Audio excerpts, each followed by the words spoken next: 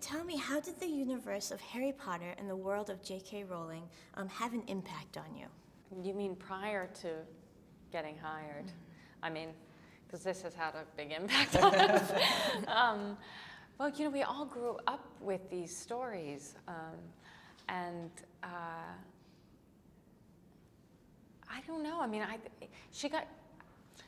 I don't know who you could credit with getting a generation reading like she did. Dickens, maybe. It's so rare, and I think that, especially in this day and age, the power she had and how global it went is just extraordinary. And I don't know, it would be interesting to see as our generation ages, the benefits of being able to remain in that childlike wonder a little longer. Maybe we have some kind of advantage. I don't know. I just found it the most extraordinary. I was told to read the books by my little brother, and I couldn't get over the imagination of it, and I couldn't get over the idea of this world coinciding with ours and running parallel to ours. And those moments in life in which you want to, like, you're having a tough time, or the idea of the escapism of knowing that right next door to you, like grazing your skin, could be wizards and witches was hypnotic to me. So what seduced you to be part of Fantastic Beasts, and what is this world about for you? Well, for me, it was the script. It was, when I read it, it was everything about those Potter films that we loved. The magic and wonder, but also the kind of warmth and heart that Joe writes, but placed in the period of the Roaring Twenties, and jazz and prohibition and gangsters, and it had such a colour and vibrancy to it, but also this great heart that I found kind of amazing. Yeah, I mean, when I had to audition for it, so it's not so much that I was sitting at home with a pile of scripts thinking like, which one shall I do next, you know? So it wasn't so much that I was drawn to it. I was just praying that they would be drawn to me. And, you know, Eddie was already signed on to do it, so that was very exciting to me. I was already such a fan of his work, and had a feeling even before I met him that it would be really fun to work with him. I was so wrong about that. He's a nightmare. No, I'm kidding. He's wonderful. And I only saw initially just a few scenes, but it was our first scene that we have together in the film, was one of the first scenes I read, and she had so much energy and complexity and spirit that I think initially was the thing that really caught my eye. Did you ever try to be part of the Harry Potter movies before Fantastic Beasts? Hell yes. I tried and I tried. No, I did.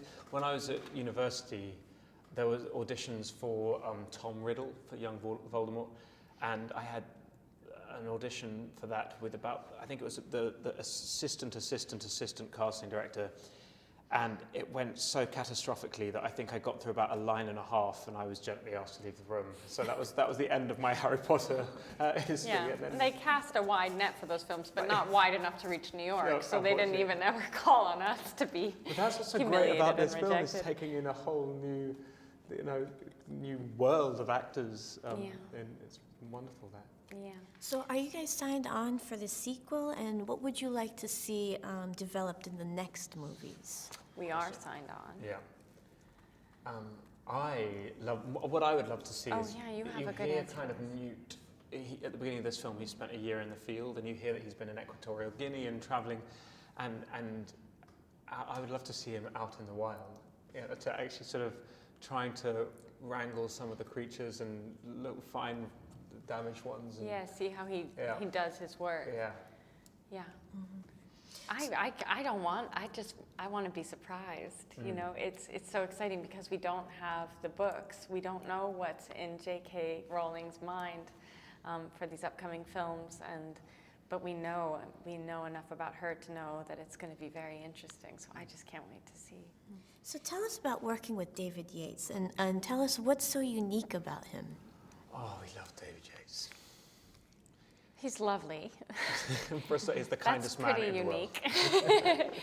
And he sets a wonderful tone on set.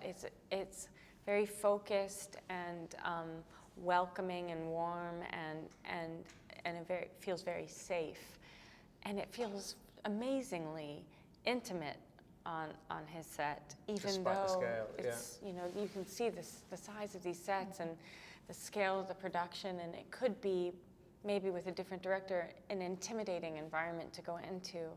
But he just knows it forwards and backwards, knows it so intimately because he directed many of the Harry Potter films. And I don't know, there's a wonderful connection between him and J.K. Rowling. When you meet them both, they have a similar energy. It's very sweet and laid back, easygoing, and it's a strange feeling of just feeling very accepted. Exactly, which is and really deeply relaxed in their company. Yeah. But also what I find extraordinary is the scale of these films. He has to captain this gigantic tanker, basically, with hundreds of different departments. And yet for all of that frenzy and noise, he always focuses on what the actors are doing. So there's never, you always feel very safe in his hands. So what is magic about for you, and what magic trick would you dream of to execute? Okay, I have two answers for Okay, go this. ahead. One, Shoot. stupefy appeals to me so much because you can free someone when they're talking, which is great. Mostly for if you've ever paused a TV, and people always look like really ridiculous the way that they're paused. I just think I'd get a lot of like cheap laughs out of that. But the one that appeals to me the most really is eliminating air travel for life. And if you could apparate, you would never have to set foot on a plane or pay for a ticket. So, I mean, I'm going like to old school magic. I was obsessed with magic when I was a kid, and I never understood how they saw people in half. It's a very basic thing, but I would love to see that. I did work out how they pull a rabbit out of a hat, though. How did they pull a rabbit out of a hat? I couldn't possibly tell you, because otherwise magician's my secret. aspirations to be in the magic circle will The never one that be freaks allowed. me out is when they throw the deck of cards at the ceiling and your card is stuck to the ceiling, the one you guessed that you didn't tell anyone. Yeah, I think there needs to be a resurgence in magic, don't you think? Yes. Like, where's David? What's happened to David Blaine?